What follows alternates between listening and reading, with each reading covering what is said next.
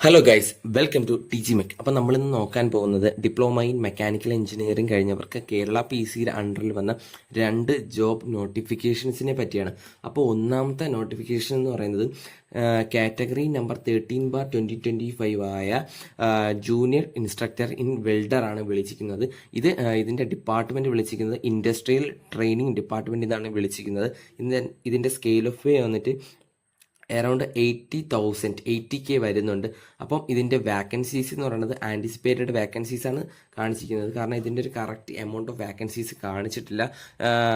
അതിനർത്ഥം ഈ പ്രൊസീജിയേഴ്സ് കഴിയുമ്പോൾ എത്ര വാക്കൻസീസ് ആണ് റിപ്പോർട്ട് ചെയ്യുന്നത് അതിനനുസരിച്ച് ലിസ്റ്റിൽ നിന്ന് റിക്രൂട്ട്മെൻറ്റ് നടക്കുന്നതായിരിക്കും. അതിൻ്റെ method of appointment direct recruitment ആണ്. അതായത് ഒരു എക്സാം കാണും, അതുമായിട്ട് ബന്ധപ്പെട്ടുള്ള റിക്രൂട്ട്മെൻ്റ് ആയിരിക്കും. അപ്പോൾ ഇതിൻ്റെ ഏജ് ലിമിറ്റ് വന്നത് 19 to 44 ആണ് ഇതിൻ്റെ ഏജ് ലിമിറ്റ് കാണിച്ചിരിക്കുന്നത്.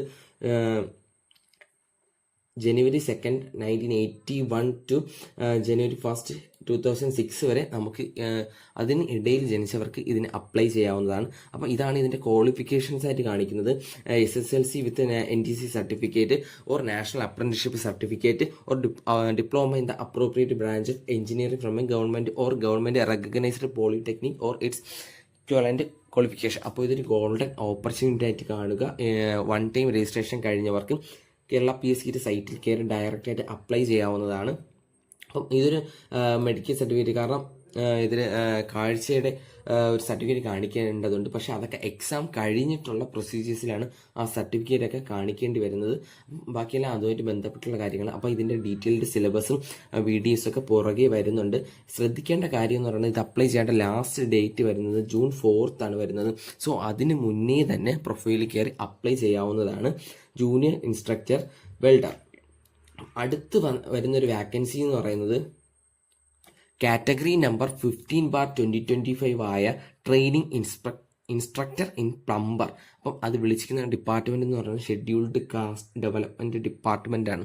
അതിൻ്റെ സ്കെയിൽ ഓഫ് പേ വന്നിട്ട് അറൗണ്ട് 80K വരുന്നുണ്ട്. അപ്പം മെത്തേഡ് ഓഫ് അപ്പോയിൻമെൻറ്റ് 2 തരത്തിലാണ് ഉള്ളത്. ഒന്ന് ബൈ ട്രാൻസ്ഫർ. ഇത് ബൈ ട്രാൻസ്ഫർ റിക്രൂട്ട്മെൻറ്റ് എന്ന് പറയുന്നത് സർവീസിലുള്ളവർക്ക് വേണ്ടിയുള്ളതാണ്. എന്നാൽ എക്സാം ആക്സിഡൻ്റ് ആയി നമുക്ക് വരുന്നത് 15/2025 ആയ ഡയറക്റ്റ് റിക്രൂട്ട്മെൻ്റ് ആണ്. അതായത് ഒരു എക്സാം കാണും, അതുമായിട്ടുള്ള ബന്ധപ്പെട്ട പ്രൊസീജിയേഴ്സ് ആയിരിക്കും. ഇത് സർവീസ് സർട്ടിഫിക്കറ്റ് ആണ്. സർവീസിലുള്ളവർക്ക്, അതായത് 14/2025 ബന്ധപ്പെട്ട് അപ്ലൈ ചെയ്യുന്നവർക്ക് വേണ്ടിയുള്ള സർട്ടിഫിക്കറ്റ് ഹാജരാക്കേണ്ട ഒരു ഫോർമാറ്റാണ്. ഇതിൻ്റെ വാക്കൻസീസ് വരുന്നത് 2 വാക്കൻസീസാണ് വിളിച്ചിരിക്കുന്നത്. 2 വാക്കൻസീസ് ചിലപ്പോൾ ഉൾക്കൂടാം. ഈ വാക്കൻസി വെച്ച് നിങ്ങൾ അപ്ലൈ ചെയ്യാതിരിക്കുക. ഈ 2 ഓപ്പർച്യൂണിറ്റീസും ടെക്നിക്കൽ എക്സാം ഫോക്കസ് ചെയ്യുന്നവർക്ക് വരുന്നൊരു ഗോൾഡൻ ചാൻസ് ആണ്. അപ്പം ഇതിൻ്റെ ഏജ് ലിമിറ്റ് വരുന്നത് 18 to 36 ആണ്. January 2nd, 1989 to January 1st, 2007 വരെയുള്ളവർക്ക് ഇത് അപ്ലൈ ചെയ്യാവുന്നതാണ്. അപ്പോൾ ഇതിൻ്റെ ക്വാളിഫിക്കേഷൻ എന്ന് പറയുന്നത് ബൈ ട്രാൻസ്ഫർ റിക്രൂട്ട്മെൻ്റ് ആണെങ്കിൽ ഡിപ്ലോമ ഇൻ ഏകദേശം എല്ലാ ബ്രാഞ്ചസും വിളിച്ചിരിക്കുന്നത്. സിവിലുണ്ട്, മെക്കാനിക്കലുണ്ട്, ഓട്ടോമൊബൈലുണ്ട്, ഇലക്ട്രിക്കലുണ്ട്, ഇലക്ട്രോണിക്സ് ഉണ്ട്, ടെക്സ്റ്റൈൽ ടെക്നോളജി വരെ ഉണ്ട്, ഈവൻ ടെക്സ്റ്റൈൽ ഡിസൈനിങ് ഉണ്ട്, ഫാഷൻ ടെക്നോളജി ഉണ്ട്.